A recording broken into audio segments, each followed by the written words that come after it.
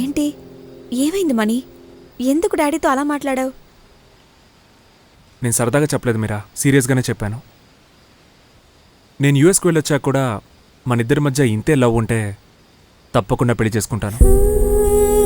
ఈ గ్యాప్ మనమిద్దరం ఒకరినొకరు అర్థం చేసుకోవడానికి మంచి అవకాశంగా ఉంటుందని నా ఉద్దేశం. అయితే 3 సంవత్సరాలుగా మన మధ్య ఉన్న లవ్ బుల్షిట్. నెక్స్ట్ మినిట్లో ఏం జరుగుతుందో కూడా ఎవరికి తెలియదు మీరా. ఈ విషయం నీకు మార్నింగే తెలుసు కదా, మరప్పుడే ఎందుకు చెప్పలేదు? చెప్పాలనిపించలేదు, చెప్పలేదు. ఆల్రెడీ మనిద్దరం మాట్లాడుకున్న తర్వాతే కదా నేను మా డాడీకి చెప్పింది. ఇప్పుడు మా అమ్మ నాన్న నా గురించి ఏమనుకుంటారు?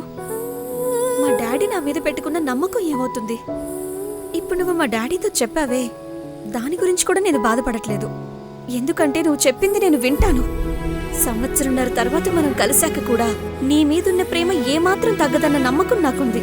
కానీ ఇదంతా నాకు ముందే ఎందుకు చెప్పలేదు?